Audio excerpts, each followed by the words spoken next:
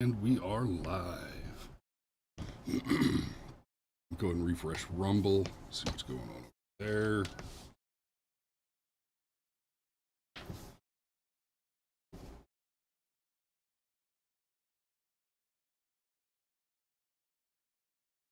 All right, good morning, guys. Good morning.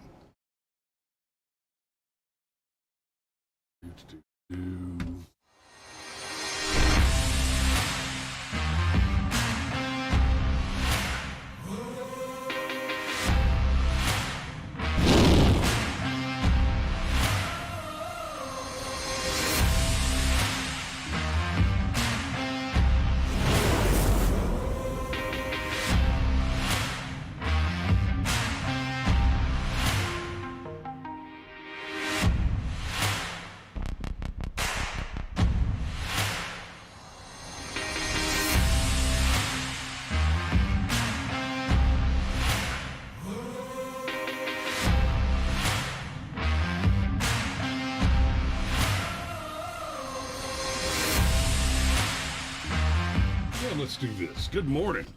Good morning. How's that Kona? It's quite tasty. Yeah. Is it Kona though? It is. What makes it Kona? It's like saying Sumatran or something. It's a regional produce thing. Gotcha. So it's grown in Hawaii, and there's a particular genetic strain of the coffee fruit. Okay. I mean And in all fairness, this is cheap Kona. It's like a 10 or 15% Kona blend. Okay. All right. Yeah, no. It's hard to put your hands on pure Kona. I've only had it once, and it's amazing. It is absolutely. It's like the first time I had a tomato out of somebody's garden.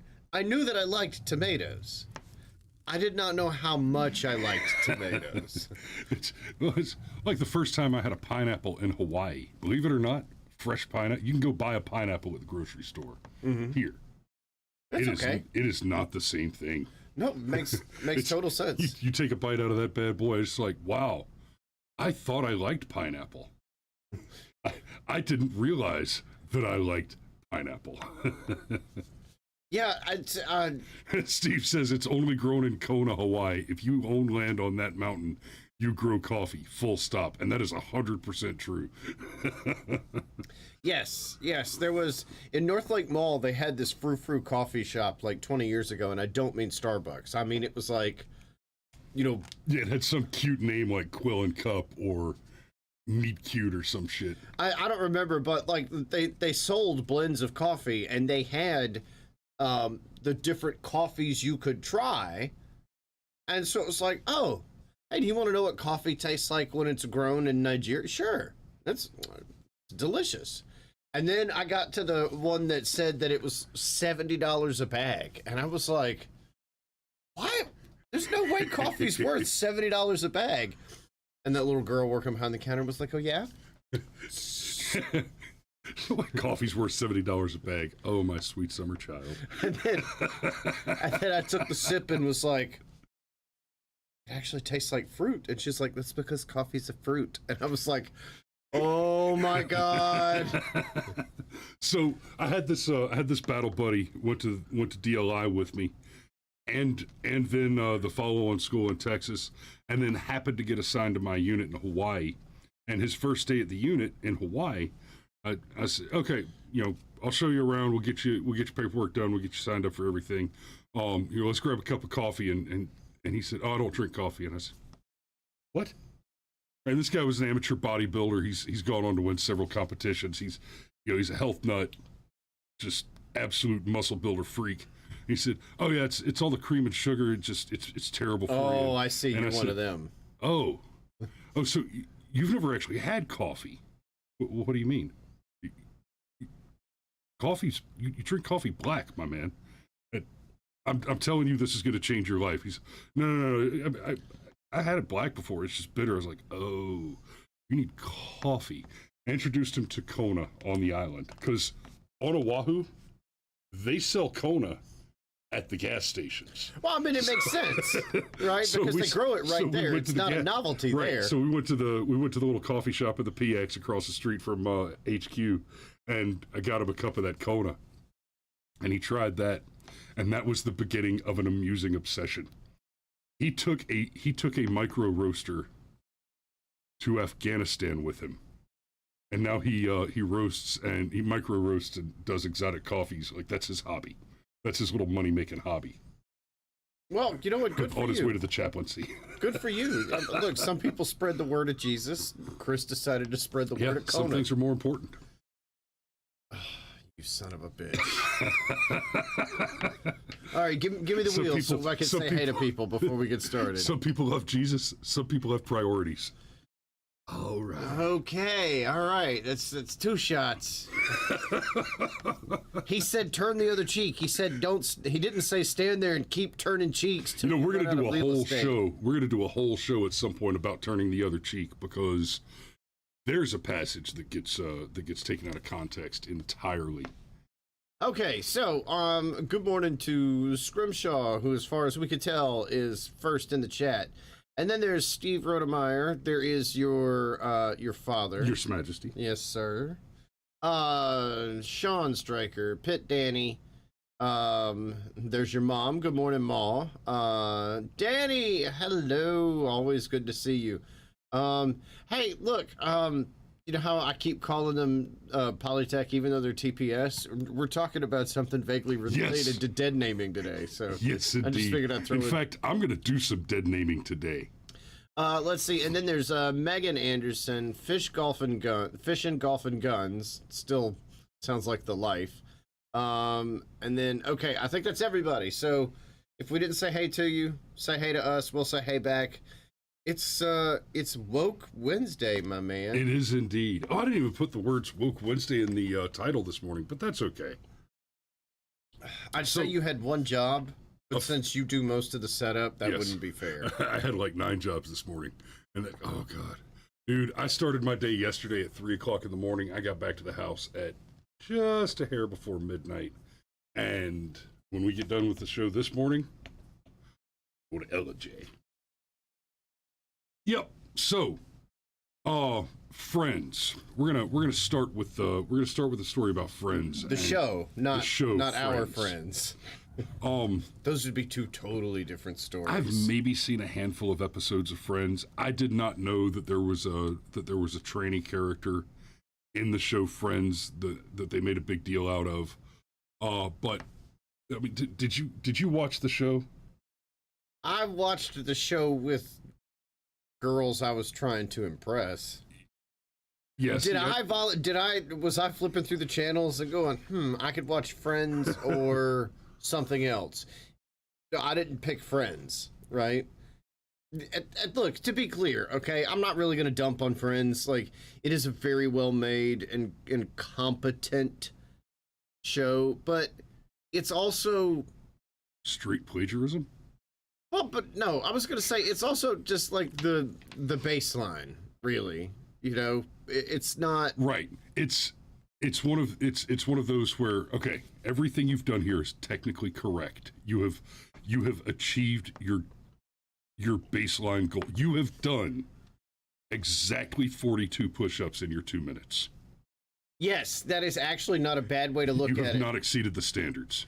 And look, and as the show went on, the show became quite impressive. I mean, it had Tom Selleck and Bruce Willis and Brad Pitt and just like a guest cast list that's amazing. And I'll grant that's actually a big deal. And like we watched Big Bang, and Big Bang's another one where you get some chuckles, you get the occasional belly laugh, but by and large, it checks the boxes, it completes the task, but it doesn't go so far as to exceed the mission most of the time. But every now and then they had Stephen Hawking hop in, and that shit was always hilarious. Like there's a whole episode that revolves around Howard making a remote control model of Stephen Hawking that drives around and says Stephen Hawking catchphrases, and everybody's telling him how offensive it is. And of course, at the end of the episode, Stephen Hawking pops up. He's like, "I always thought it would be cool to have a miniature RC toy of me." And it's funny, but it's easy.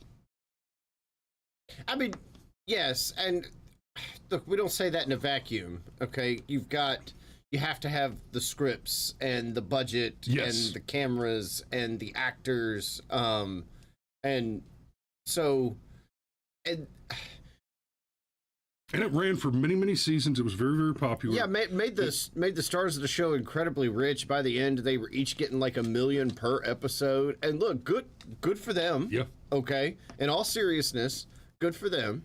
But it's also, part of what bothered me about Friends was, like, for example, like, Phoebe is, like, cute and quirky. No, Lisa Kudrow is cute and quirky.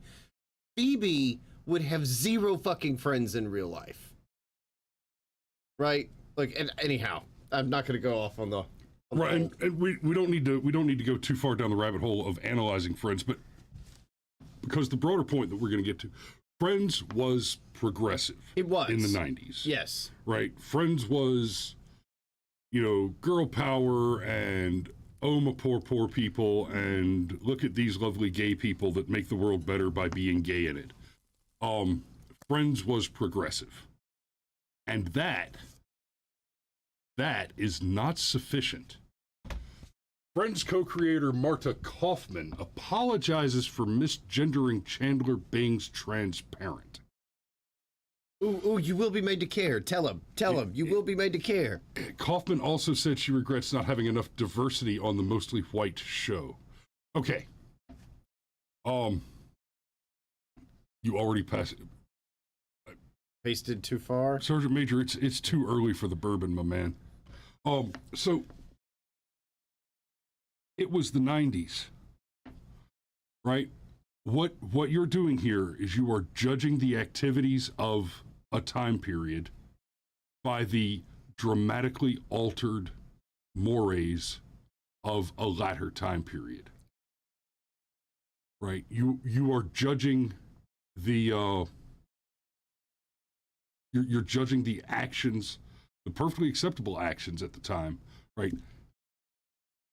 If you're complaining as a leftist about the inclusion and diversity of Friends, of shows like it, like Will and Grace, right?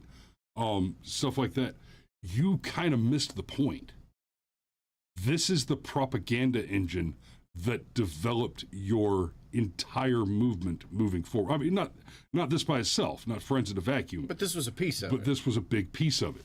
This was used to normalize certain leftist activity, certain leftist ideology, and activism.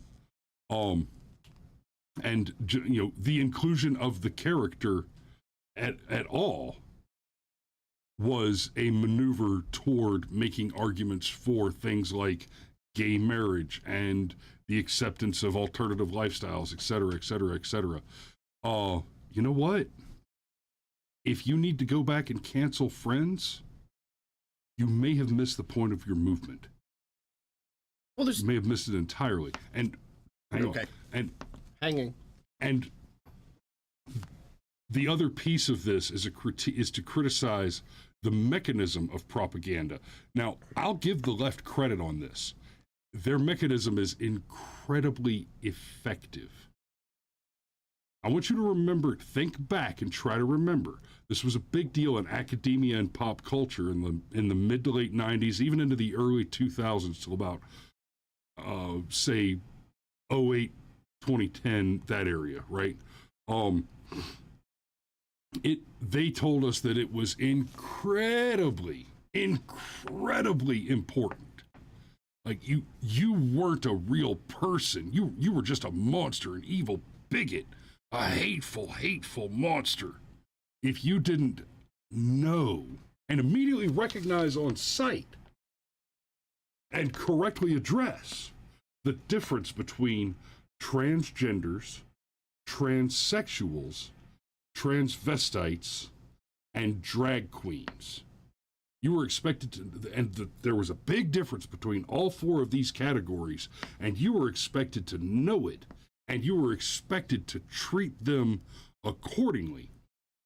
And transsexual is not the same as gay, and transgender is not the same as drag, and drag is not the same as transvestite. Those are four very, very different things. And that's not the case anymore. Because this is how it works.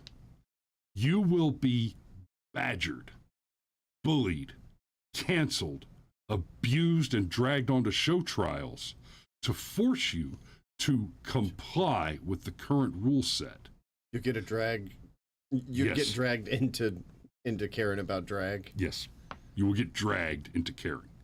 And struggle session. As soon as you comply, as soon as you give ground, as soon as you say, you know what, whatever, you're free to do what you want to do.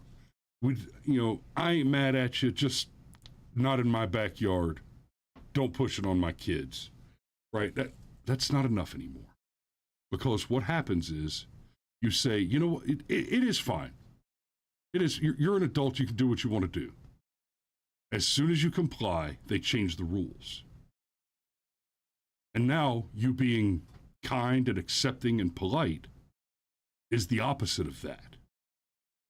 That's what this article really shows, is that you can go ahead and bend the knee and lick the boot, and it will not save you. Well, okay, so part of the reason why, in a broad sense, they continue to change the rules on you is not that they've got an end goal in this type of culture that they're aiming toward. This is just the avenue. This is just a convenient, this is like June being Pride Month. I mean, here in America, like, ask about Pride Month over in the Middle East and see how far that gets you, okay? But what it really is... You might be hanged as a sympathizer. Right. But what it really is you're supposed to just do what they tell you, right? That's what it really, really, really is. Don't think, just do what they tell you. All right, that cognitive dissonance. Okay, the other piece of this, okay, and I'm actually going to tie this into how they criticize the founding fathers, right? If you judge a thing from yesterday by today's standards,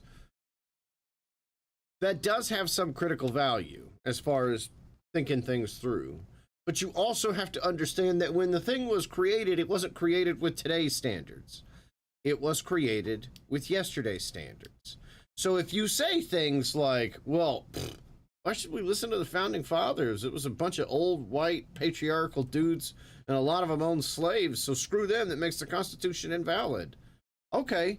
I mean, again, I'll remind you, hey, remember that time a Supreme Court overstepped and did this whole Roe v. Wade thing, and then that blew up in your face? And, and that whole thing about all the old white dudes that signed the Constitution, What wasn't it? The oldest of them, Benjamin Franklin, I think. Okay, Ben Franklin was old as balls at the time, but just short of Ben Franklin, I think it was Jefferson was the oldest at the time. It was 32. Like the majority of the signers of the Constitution, when they signed it, were between their late teens and early mid 20s. I'd have to check on that. Like I don't know the average age of the signer of the Declaration of Independence. But anyhow, here we go. Ahead. But anyhow, nope. Sorry, it's we started talking about the age of the. Because now I'm curious. Now I'm super curious. Okay.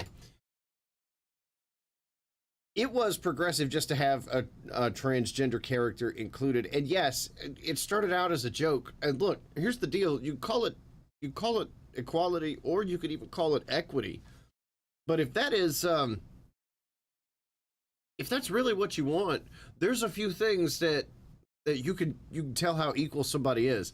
Like, how allowed of them are you to make fun of them? How much are you allowed to make fun of them? Okay.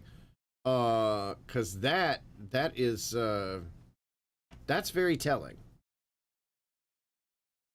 So, Okay, so about half of them were in their 40s, a few in their 50s, but about half of them were under 40. yeah, I was about to say teens to mid-20s just seemed kind of young. Like there were still several of them, but yeah. Your wife came in and just shamed us. They all started a country in their 30s. What have you done? Yeah, thanks, babe. Ouch. I started a show. Yeah. It's a start.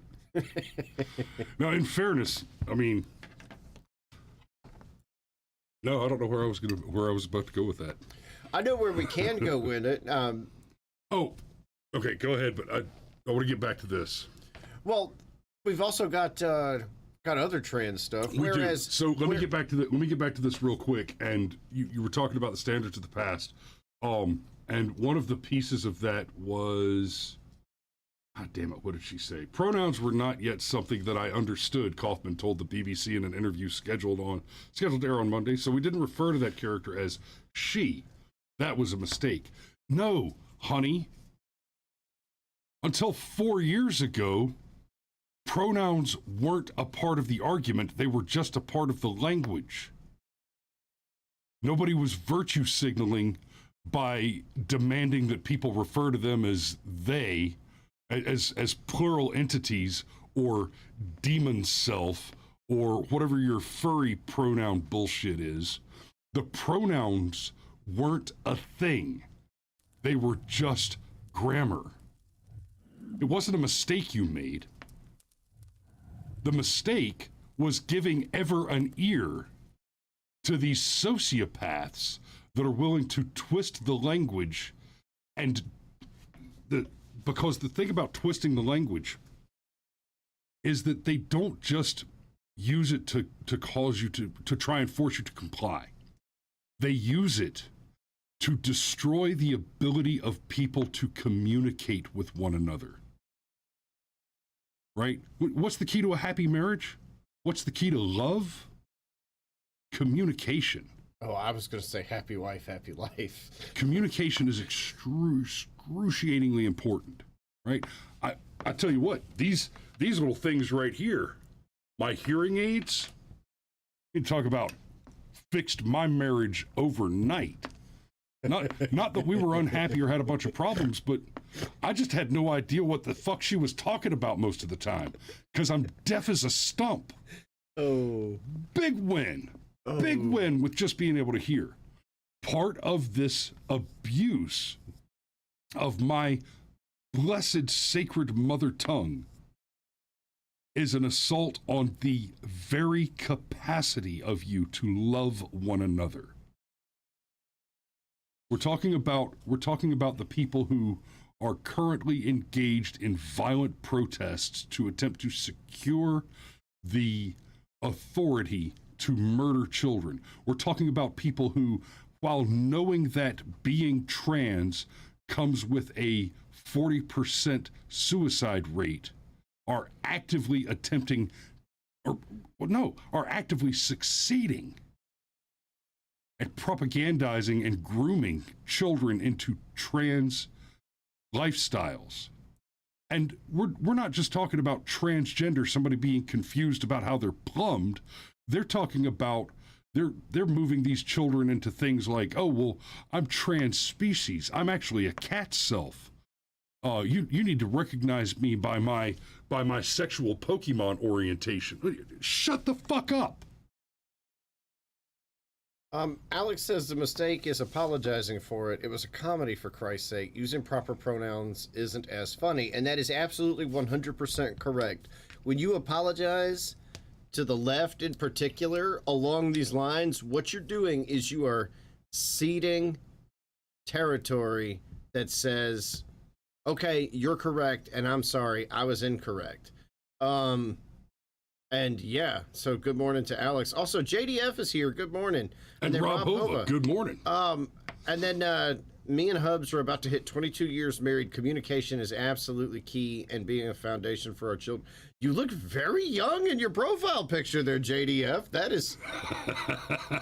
But look, speaking of terrible communication and the corruption of the language and all that, we should we should at least touch on the last Yeah, thing. when we're running out of time, we spent more time on the article than I had intended to, but we don't need to spend a whole lot of time on this. It's a 1.5-minute clip. We're not going to watch the whole clip. You said several times, you've used a phrase, I want to make sure I understand what you mean by it. You've referred to people with a capacity for pregnancy. Would that be women? Just before the professor answers, just for Mr. Hawley's sake, I just want to clarify. Yes, that's women. Just. Nope, keep going. Many women, cis women, have the capacity for pregnancy. Many cis women do not have the capacity for pregnancy. There are also trans men who are capable of pregnancy, as well as non-binary people who are capable No, there are not. of pregnancy. So this isn't really a women's rights issue. We can recognize that this impacts women while also recognizing that it impacts other groups. Stop These it. things are not Stop it. I can't stand the goddamn conduct. I could never, ever, ever be in Congress or the Senate. I don't think I could be a judge. I don't think I could be a lawyer. The first time somebody gave me that smarmy shit, I'd be throwing chair. Oh, we can recognize. What's this we shit? You got a mouse in your pocket, you dumb fucking bitch? Okay, I'm gonna stop because I'm gonna lose it. I can't stand when people talk this way. Anyhow. And Pit Danny says, notice how she changes the subject. Oh, yes, yeah. Stick that's with important. this for a minute. Yeah, stick with it. Oh, so your view is that the core of this right then is about what? So I want to recognize that your line of questioning is transphobic, and it opens up. Okay. One of the biggest mistakes that we've clearly made in this country, and what was it, the 70s?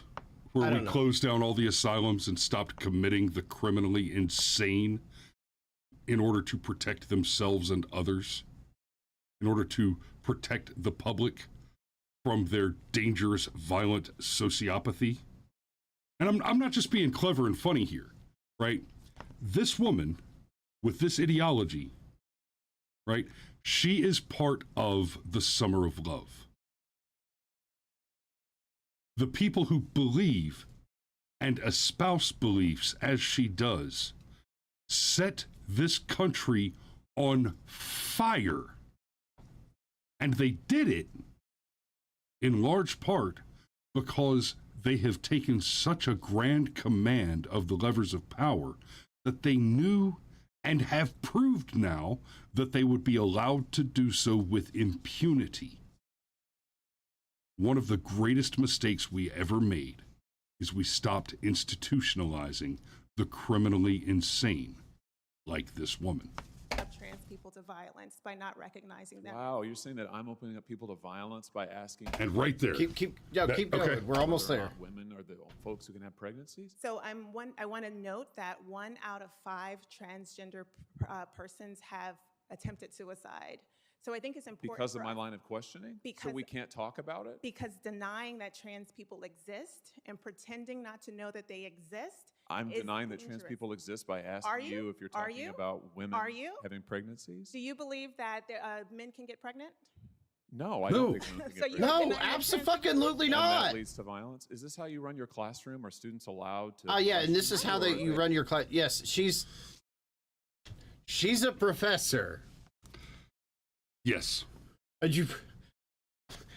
Okay, all right. So, are you? The fuck? He's asking you to define your terms. He's not denying anything exists. You fucking sock puppet. Like, God. Right. Her making the statement by denying that these things exist. No. You're telling a lie. I didn't deny that there are people who are confused about their biology. I didn't say that. In fact, I didn't even make a declarative statement in this case. I asked you what you believe. And instead of answering the question, what do you believe? Your line of questioning is You transphobic. accused me of holding beliefs which I did not state. It doesn't matter if I hold the beliefs or not. Rather than answer the question, what do you believe? You began to attribute to me beliefs which have not been espoused within this conversation.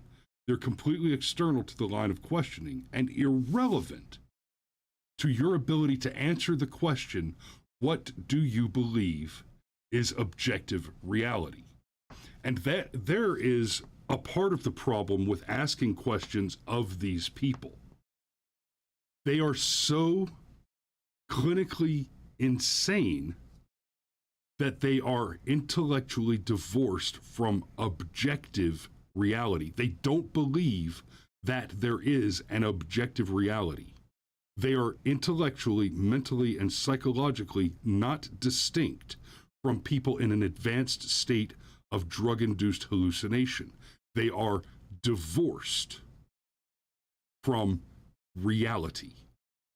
Your wife says not even believe. What do you mean by this term here? So he wasn't even talking about his own set of beliefs. He was just asking her for something specific, okay? And that word salad of an answer that she gave that somehow tried to paint him as a bigot is why what was relatively progressive just a couple of decades ago, like Chandler having a transgender parent, is now offensive. Because, by the way, if I understand this correctly, was a woman playing the part of a man who dressed like a woman and I don't know, spoke, man. spoke about being a gay man. But I don't know, man. The only time I watch the show seriously is if I was with a girl that wanted to watch the show, and because I know which side of the bread I get buttered on. Yeah, sure, let's watch Friends. They can play in the background and be good cover noise. Okay, so actress Kathleen Turner played Chandler's transgender mother. So, yes.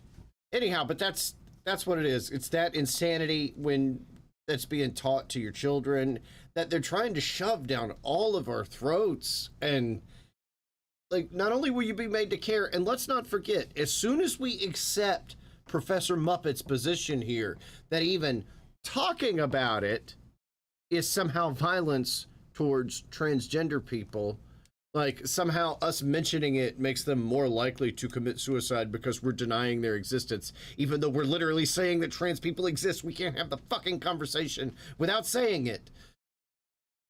Well, as soon as we accept her premise, they'll just change the rules again. Well, it's that, and I want to address Alex's comment here in a second, but first, it's that, and just this has been a habit of academia for more than 20 years now.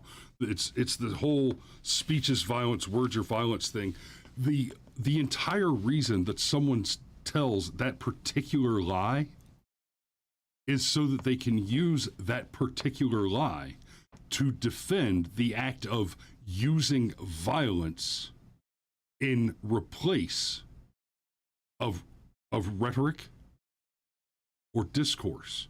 Right? They want to replace democratic discourse. They want to replace stoic and reasonable rhetoric and conversation and a reasonable, logical, argumentative process of exploring alternatives and options to come to a probable best conclusion. They want to replace that which is our defining characteristic of civilization with violence. These are the people who are waiting in the cave to club you when you come to tell them about the light. And as to Alex's question, the best thing he could have done was to ask her to explain the process of a man getting pregnant. Let her expose the ridiculousness of her position. The thing about that, Alex, it's not a complicated question to answer. A man gets pregnant when another person places its penis in his vagina. No, I actually think that what he did, like making her look like the absolute thunder cunt that she clearly is, that was the correct answer, right? Because yes, somebody pointed out, or I think it was Rob said that her point was to be louder than him. That's how she gets points with her side, and that's true. The most committed among her side will think she was brave for standing up to the evil congressman. But everybody else with functioning brains looked at that and went, this bitch is crazy. Yep. Not to Bud. Hey, welcome to the show. Thanks for joining us. Says, dude with long hair. You look like a Canadian politician named Andrew Scheer. Hilarious. As long as he's... We might have to go look up who he is because I'm not sure who you're talking to here. You know who he's talking to. Not everything is about you. I know, but he says dude with long hair. He didn't say dude with beard. Fair enough. Okay, so Look, if it was listen, me, you'd have Santa said something Claus. like man. There we go. There we go. Yeah. I know. That's Look. why the left wants to ignore mental health treatment. Half their voters would be committed. Hey, look. And Steve, actually, to that point, the hard left, the Marxists who say that every attempt to take away your guns should be frustrated with force if necessary, because that's how Marx phrased it. They're terrified of using mental health treatment instead of straight confiscation as a mechanism of gun control, because the data are in. If we were to start confiscating guns from people based on mental health assessments, Democrats would be unarmed almost overnight. Hey, That's why they're afraid of the mental health issue. Hey, two things real quick. JDF says, and I'm an 80s kid, so I can interpret. Thunder, thunder cunt. Whoa! Oh! Oh, and then, Oh! and then the other thing, I get it. You have a beard, and so you're a man. Okay. Well, I groom, and cleanliness is next to godliness. So, man, God. Loneliness is emptiness, and emptiness is cleanliness, and cleanliness is godliness, and God is empty. Just like me. Boy, that is a just like my coffee cup. Smashing Pumpkins reference. Okay, all right. Yeah, we are way long. It's been Woke Wednesday. It has been. And I was a hand grenade that never stopped exploding. We'll see you tomorrow for Thursday morning. And keep an eye out. I'm going to start sharing some stuff on the Facebooks and the Twitters and the like about Do a Set for a Vet tomorrow evening at 7 o'clock. I think the suggested minimum donation is $5. We've got Chet Powell, who will be doing a live show, and all proceeds go to feed hungry veterans.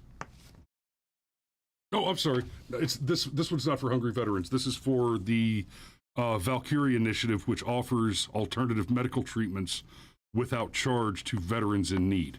Yes. Okay. So I'll get the information out there over the next day or. Well, it's got to be over the next today because time's running low. All right, we love you guys, and we will see you tomorrow.